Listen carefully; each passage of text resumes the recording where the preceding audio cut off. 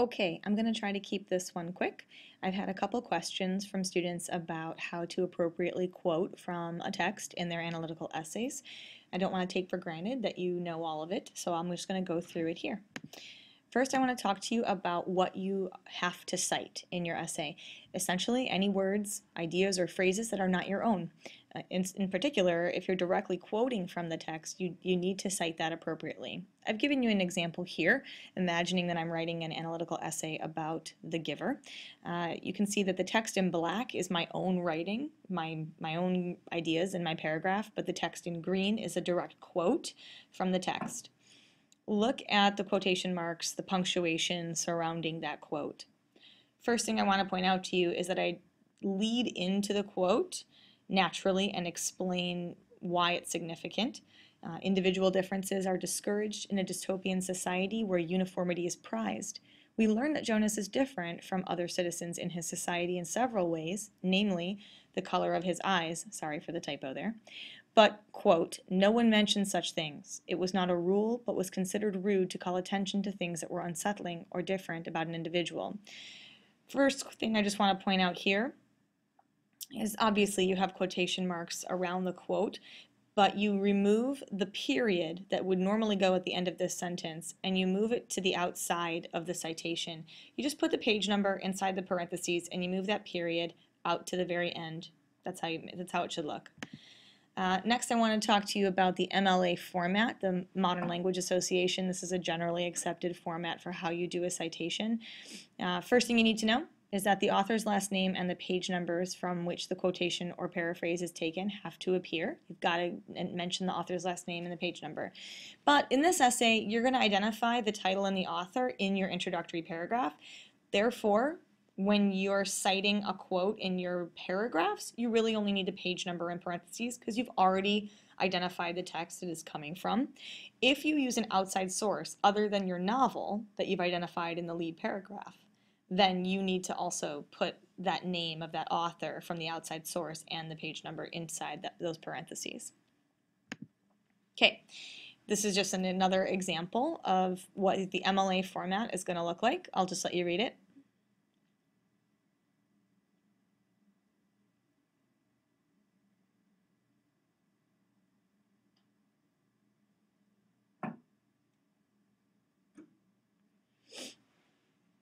In this case, I moved the page number. What I want you to notice here is that I save the page number citation for the end of the thought.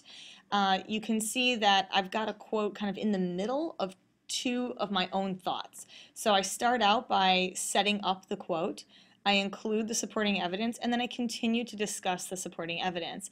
And it's okay if you want to save the page number until after you've given this second explanation of the supporting evidence or you've said something about the quote. The only thing you need to remember is that the page number for this quote needs to be given before you give another quote unless they were both on the same page. Okay, this is the part that I've had some questions about. How do you quote dialogue? What does it look like if you've got quotation marks actually in the book and they're now inside your quotation marks? So I did an example here for you. The black again is my own writing in my own essay and the green is the quotation mark. So what you should notice is that it looks like there's a triple quotation mark here and a triple quotation mark here. Everything that's in green, including the single quotation marks, appeared in the text of the novel. But in the text of the novel, these single quotation marks were actually double quotation marks to show dialogue.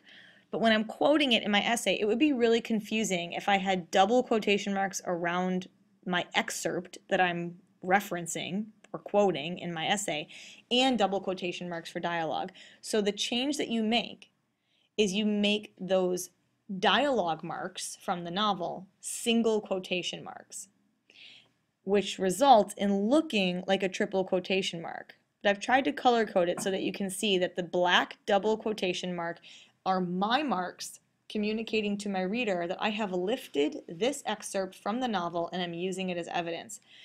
The single quotation marks that are green tell you that the word please and take some of the pain are dialogue from the novel.